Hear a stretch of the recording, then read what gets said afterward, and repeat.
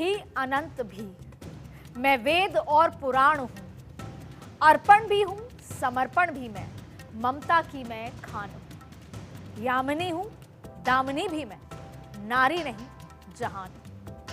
नमस्कार, मैं अदिति नागर और आज पॉलिटिकल कॉरिडोर में हम एक खास मुद्दे पर चर्चा करेंगे। महिला दिवस पर देश दुनिया में महिला सशक्तिकरण की बात हो रही है, तो मैंने सोचा कि क्यों ना आज हम भारत माता की उन बेटियों को याद करें जिन्होंने इतिहास बदला, जो पुरुष प्रधान समाज में नायिका बनकर उभरी।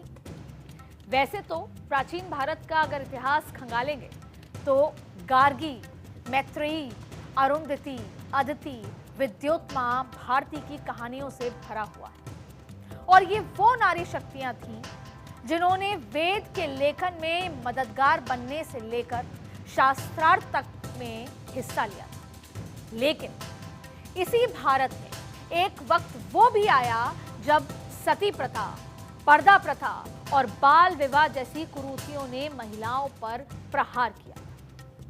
लेकिन नारी तो शक्ति स्वरूपा है और फिर उसकी उड़ान को कौन रोक सकता है। और अब एक बार फिर महिलाएं इतिहास लिख रही हैं। तो आज के पॉलिटिकल कॉरिडोर में मैं अदिति नागर आपको आजाद भारत की उन 5 बेटियों की कहानी सुनाऊंगी जिससे सीखने को बहुत कुछ है, जिससे प्रेरणा लेने के लिए हमारे लिए बहुत कुछ है। प्रेरणा लेकर देश की हर बेटी सियासत के गलियारों में अपना भाग्य खुद लिख सके।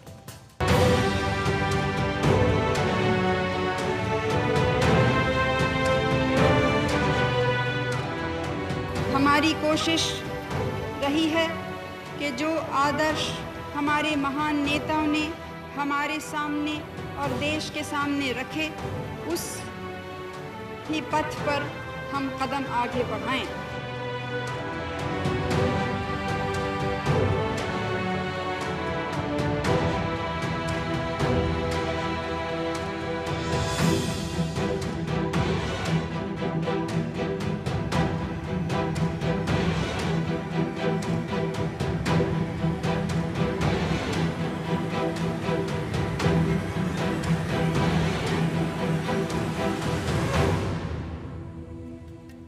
अब आजाद भारत की राजनीति में महिला चेहरे की अगर तलाश करें तो आपको शुरुआत करनी होगी इंदिरा गांधी से, अब तक की इकलौती महिला प्रधानमंत्री।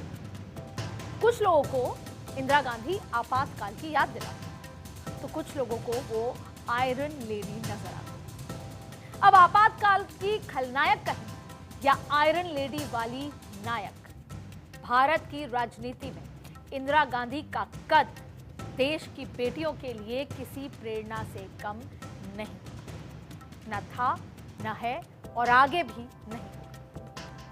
तो सवाल यह है कि आज की नारी इंदिरा गांधी से क्या सीख सकती है। तो एक वक्त ऐसा था कि जब संसद में कम बोलने की वजह से इंदिरा गांधी को गूंगी गुड़िया तक कह दिया गया। लेकिन भारत पाक युद्ध और बांग्लादेश के निर्माण में इंदिरा गांधी की भूमिका को देख विपक्ष भी उनकी तारीफ किए बिना नहीं रह सका।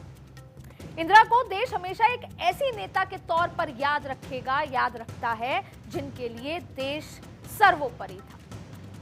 हालांकि उन पर कई आरोप लगते आए और उन्होंने सत्ता का दुरुपयोग किया, ऐसी बात कही गई। चुनाव में कदाचार किया, लेकिन बैंकों के राष्ट्रीयकरण और रियासतों को दिए जाने वाले प्रीवी पर्स खत्म करने का फैसला उनकी इच्छा शक्ति का आईना रहा। राजनीतिक विशेषज्ञ ये मानते हैं कि वो गजब की राजनेता थे। चाहे देश में आपातकाल लगाने का फैसला हो या फिर पंजाब में अलगाववादियों पर किए जाने वाला हमला, एक बार फैसला करने के बाद वो पीछे नहीं हटती। Clarity of mind. तो आज इंदिरा गांधी का व्यक्तित्व वो आईना है जिसमें देश की बेटियों को कई अक्स दिख सकते हैं। और इसमें सबसे पहले है मुश्किल वक्त में भी हौसला ना खोने की सीख। चाहे लाल बहादुर शास्त्री के निधन के बाद देश की कमान संभालना और पार्टी में गुटबाजी को खत्म करना हो, इंदिरा गांधी दोनों ही मोर्चे पर कामयाब रही और इसी तरह देश हित में साहसिक फैसला लेने की उनकी क्षमता। 1971 की जंग हो चाहे ऑपरेशन ब्लू स्टार का निर्णय हो, इंदिरा गांधी के ये कदम देश की बेटियों को ये सीख दे सकते हैं कि देश हित के लिए अगर जंग भी जरूरी हो तो पीछे ना हटे, हर हाल में धैर्य ना खोने की सीख इंदिरा गांधी से मिलती है। और अगर मैं ये कह रही हूं तो यूं ही नहीं, जरा याद कीजिए अमेरिका में जब राष्ट्रपति रिचर्ड निक्सन से इंदिरा गांधी की मुलाकात हुई। 1971 की जंग से पहले जब इंदिरा गांधी अमेरिका गईं तो रिचर्ड निक्सन ने उन्हें अपमानित करने की पूरी कोशिश की, लेकिन इंदिरा गांधी ने धैर्य नहीं खोया। और इतना ही नहीं, बैंकों के राष्ट्रीयकरण हो या फिर प्रीवी पर्स खत्म करने की बात, इंदिरा गांधी की इसी अंदाज ने उनको आयरन लेडी का खिताब दिलाया। और इसी वजह से इंदिरा गांधी की गिनती देश के इतिहास में सबसे कामयाब महिला नेताओं में होती है। देश की इन कामयाब महिला नेताओं में इंदिरा गांधी के बाद बहुत से लोगों के लिए सुषमा स्वराज का नाम आता है। 1977 में 25 साल की उम्र में उन्होंने हरियाणा का विधानसभा चुनाव लड़ा और जीता। और सिर्फ 25 साल की उम्र में चौधरी देवीलाल सरकार में राज्य की श्रम मंत्री बनकर सबसे युवा कैबिनेट मंत्री बनने की उपलब्धि भी हासिल कर ली। 80 के दशक में भारतीय जनता पार्टी के गठन पर सुषमा बीजेपी में शामिल हो गईं और फिर अंबाला से दोबारा विधायक चुनी गईं और बीजेपी लोकदल सरकार में शिक्षा मंत्री बनाई गई। 1990 में सुषमा राज्यसभा की सदस्य बनी और 6 साल का कार्यकाल पूरा करने के बाद 1996 में दक्षिण दिल्ली से लोकसभा चुनाव जीती और फिर सुषमा स्वराज अटल बिहारी वाजपेयी की 13 दिन की सरकार में सूचना प्रसारण मंत्री भी बनी। और इसी दौरान उन्होंने लोकसभा में चल रही डिबेट के लाइव प्रसारण का फैसला किया था। दिल्ली की पहली महिला मुख्यमंत्री बनने का खिताब भी सुषमा स्वराज के पास है। 2009 में 15वीं लोकसभा में नेता प्रतिपक्ष का जिम्मा भी रहा और 2014 में मोदी मंत्रिमंडल में विदेश मंत्रालय भी सुषमा स्वराज ने संभाला। 7 बार सांसद और 3 बार विधायक बनकर सुषमा स्वराज ने यह बताया कि हिंदुस्तान की महिलाएं चौखटों की बेड़ियों में बंधने वाली नहीं है। अपने लंबे सियासी सफर में सुषमा स्वराज की बेटियों के लिए कई सीख छोड़ के गई हैं वो देश की बेटियों को। लेकिन मेरा मानना है कि उनकी सबसे बड़ी सीख ये रही कि अगर इरादा पक्का हो तो उम्र मायने नहीं रखती। और शायद इसी सोच के साथ ना सिर्फ सुषमा स्वराज 25 साल की उम्र में कैबिनेट मंत्री बनी, बल्कि सोनिया गांधी सरीखी दिग्गज नेता को बेल्लारी सीट पर जाकर चुनौती भी दी। आज सुषमा स्वराज की सियासी लेगेसी को उनकी बेटी बांसुरी स्वराज आगे लेकर जा रही है और दिल्ली वालों को उम्मीद है कि अपनी मां की तरह वो भी एक कद्दावर सियासतदान बनेगी। जब हम सुषमा स्वराज से मिला करते थे तो मुझे याद है कि वो ये बताती थी कि वो चुनाव प्रचार के दौरान पहले अलग अलग राज्यों में, हरियाणा में चुनाव प्रचार पर जाती थी, घर आती थी, अपनी बेटी अपने परिवार का ध्यान रखती थी। यहाँ तक कि उनके बच्चे कहते थे कि वो उनके हाथ का खाना खाएंगे तो वो घर में घुसते ही किचन में खाना भी बनाते। अगर आप आज भी स्पीचेस देखें जो इम्पैक्ट छोड़ती हैं देश की सियासत में, तो सबसे पहले आपकी सर्च में सुषमा स्वराज की वो कद्दावर नेता जिस तरीके से भाषण दिया करती थी लोकसभा के अंदर, और फिर जब वो नेता प्रतिपक्ष बनी और आप जब उस समय के किस्से सुनेंगे तो आपको समझ आएगा कि कैसे नेता प्रतिपक्ष सत्ता और विपक्ष के बीच में एक ब्रिज की तरह काम करता है। किस तरीके से उनकी जो वाक चातुर्य थी, उनकी स्पीच डिलीवरी, ये तमाम वो चीजें हैं जो सुषमा स्वराज आज देश की बेटियों को ये सीख देती हैं कि एक ओवरऑल व्यक्तित्व क्या होता है। आप राजनीति हो, घर हो, परिवार हो या देश में एक विजन की तरह लीडर हो, किस तरीके से सुषमा स्वराज की कैरेक्टरिस्टिक सब कुछ समेट के आगे बढ़ती है। और आज भी जब उनकी तस्वीर देखते हैं तो वो तमाम बातें सामने, आंखों के सामने नजर आती हैं। अब इसी तरह देश की राजनीति से जुड़ी एक महिला चेहरा वसुंधरा राजे। राजस्थान की मुख्यमंत्री रही वसुंधरा राजे। राजस्थान के साथ साथ पूरे देश की राजनीति पर अपनी छाप छोड़ी है वसुंधरा राजे। आपातकाल के दौरान जब राजमाता विजया राजे को गिरफ्तार कर लिया गया था, उसी के साथ राजनीति में वसुंधरा राजे की एंट्री। 1984 साल 1984 उन्होंने बीजेपी की राष्ट्रीय कार्यकारिणी की सदस्यता ली और एक ही साल में वसुंधरा राजे बीजेपी के युवा मोर्चा की अध्यक्ष बनी।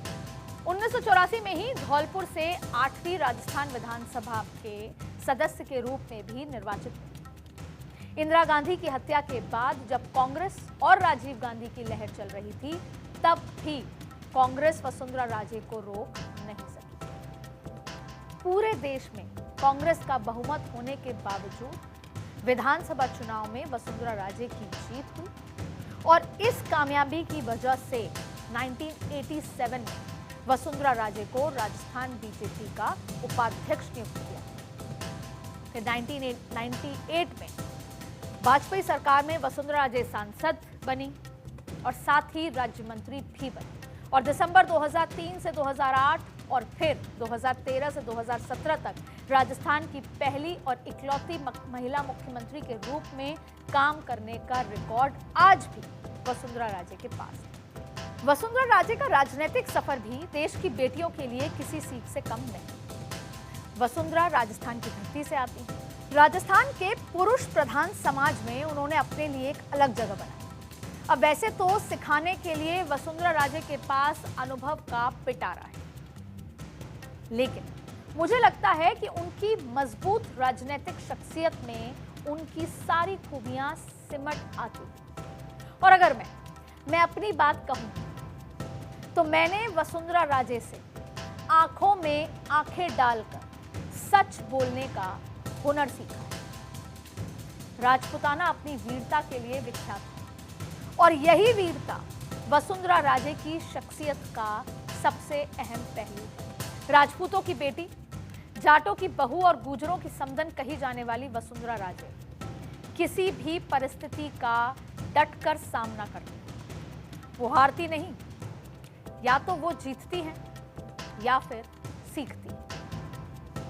ये है जो आज की महिला, आज की देश की बेटी वसुंधरा राजे के व्यक्तित्व से सीख सकती है। और ऐसा नहीं, वसुंधरा राजे गजब की टीम लीडर। दशकों से मैंने उनके राजनीतिक सफर को बतौर पत्रकार देखा, सीखा, उनके आसपास की उनकी टीम को समझा, तो मुझे समझ आया कि किसी भी एक मजबूत टीम लीडर की जो क्वालिटी है वो यही है कि वो अपनी टीम को साथ लेकर चलती है।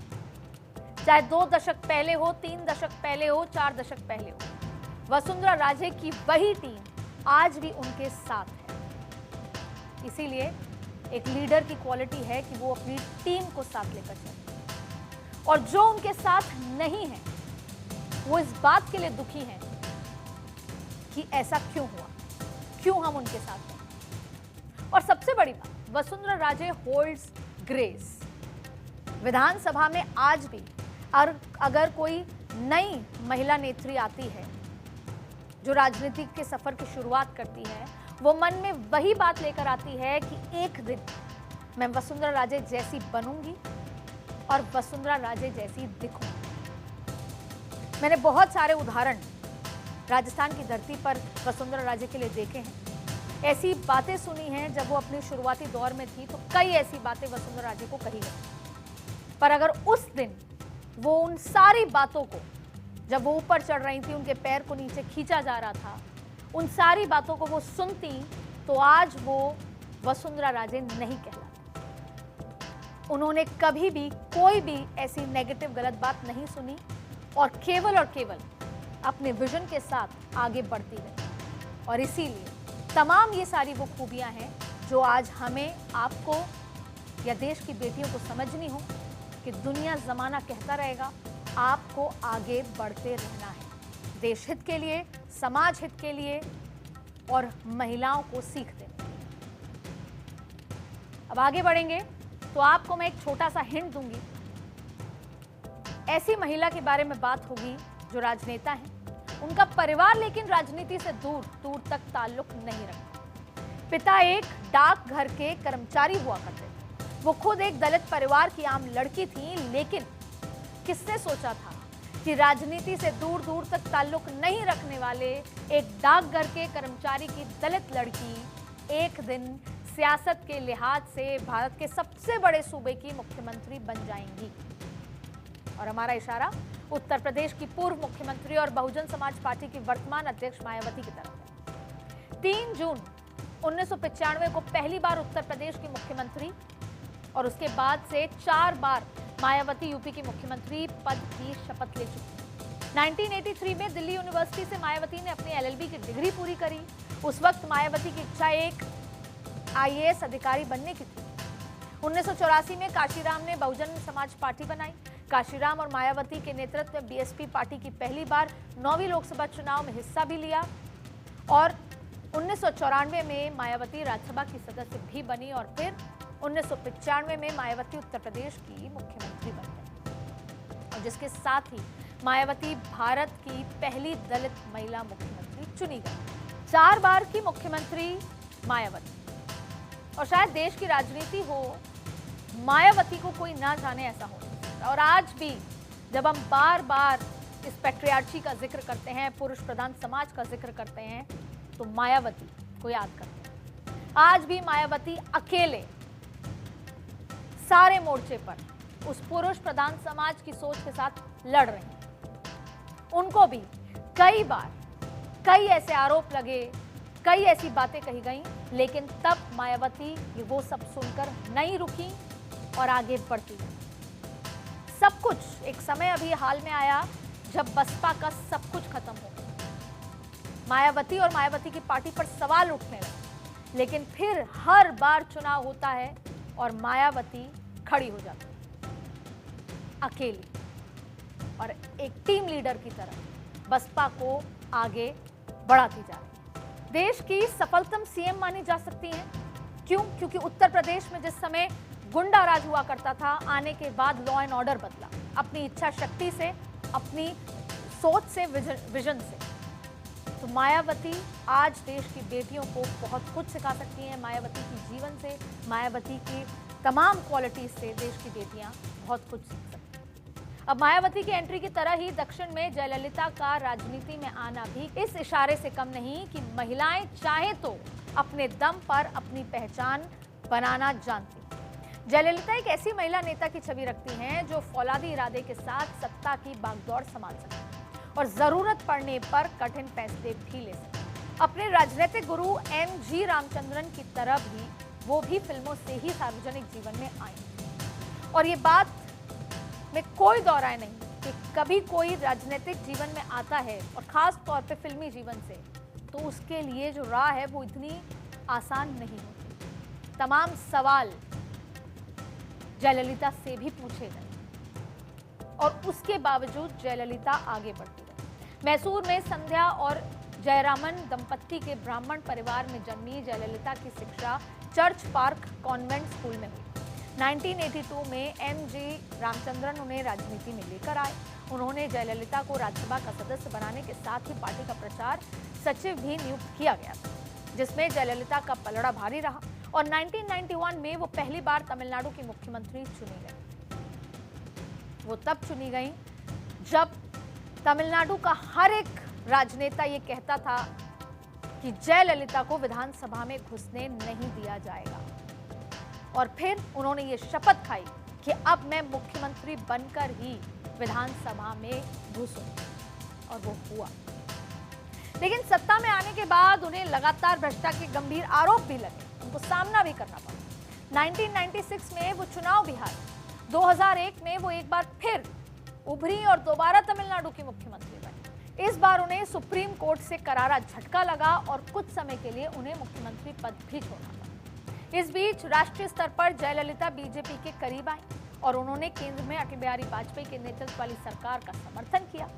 लेकिन इन तमाम उतार चढ़ाव के बीच भी जयललिता ने राजनीति में अपनी खुद की जगह और पहचान बनाई, और ऐसी पहचान कि जब जयललिता का निधन हुआ तो पूरे तमिलनाडु में शोक था और एक दिन नहीं, 2 दिन नहीं, सड़कों पर पूरा तमिलनाडु आ गया था और सब उनको अम्मा कहकर याद कर रहे थे। और शायद पूरे तमिलनाडु की जनता को उस शोक से उभरने के लिए बहुत ज्यादा समय लगा, क्योंकि अम्मा कही जाने वाली जयललिता वास्तव में अपने आखिरी के कुछ सालों में राजनीतिक जीवन, जिसका असली उद्देश्य है जनता की सेवा, वो करने में जुट गई। मायावती और जयललिता, वैसे तो इन दोनों की शख्सियत में उत्तर दक्षिण का फर्क है, लेकिन इन दोनों सियासी दिग्गजों ने समाज की बेड़ियां तोड़ी और अपनी अपनी जगह पर दोनों ने हालात को अपने वश में किया और फिर सियासी सूरमा बने। और इसीलिए इन दोनों का व्यक्तित्व हमें सिखाता है कि हार न मानो, हमेशा नई राह ढालो, फिर काल अपने कपाल पर खुद तुम्हारी कामयाबी की इबारत लिखी। तो आज हमने इन 5 महिला नेताओं के बारे में चर्चा की, उनके जीवन काल पर जिक्र किया और इन 5 में जो कॉमन बात नजर आई, जो आज आपको, हमें, देश की बेटियों को सीखने योग्य है, वो है दृढ़ इच्छा शक्ति, नैतिकता के साथ। हम अक्सर जीवन में आगे बढ़ते बढ़ते नैतिकता को बैक सीट पर रख देते हैं, लेकिन चाहे इंदिरा गांधी हो, वसुंधरा राजे हो, मायावती हो, नैतिकता के साथ दृढ़ इच्छा शक्ति, विजन, टीम लीडरशिप, ये तमाम वो चीजें हैं जिसके साथ आज वो बनी जो शायद हमें उनके व्यक्तित्व से सीखकर आगे बढ़ना होगा। और वैसे भी ये कहानियां भर नहीं, ये इस बात का सबूत हैं कि आज के भारत में महिलाएं अपनी जगह बनाने के लिए और पुरुषों के साथ कंधा मिलाकर आगे आने के लिए पूरी तरह तैयार हैं। ना सिर्फ वो राजनीति में अपनी पहचान बना रही, बल्कि राजनीति में नेताओं की किस्मत का फैसला भी सुना रहे, क्योंकि चुनाव आयोग के आंकड़े बताते हैं कि 1971 के बाद महिला वोटर्स की संख्या में करीब 236% की ग्रोथ हुई है, यानी 50 सालों में करीब 2.5 गुना। सच तो ये है कि बहुत वक्त लग गया महिलाओं को अपनी जगह को समझने में। बेशक संविधान ने तो ये बहुत पहले कह दिया था कि औरत और मर्द बराबर है, और दशकों से महिलाएं कामयाबी की आसमान को छूती रही। कुछ मिसाल मैंने आपको आज आपके सामने रखी, इस उम्मीद से कि कुछ मिसाल हम में से कोई बनेगा। जरूरी नहीं कि ये राजनीति में आकर ही संभव हो। देश की बेटियां आज हर जगह अपना परचम लहरा रही हैं। वो खेल में अव्वल हैं, वो बिजनेस में कामयाब हैं, वो सेना में अपना परचम लहरा रही हैं, वो अंतरिक्ष में उड़ान भर रही हैं। और मैं यकीन के साथ कहना चाहूंगी, मत टोको मुझे, मत रोको मुझे, भरने दो मुझे उड़ान, क्योंकि मैं ही हूं सारा आसमान।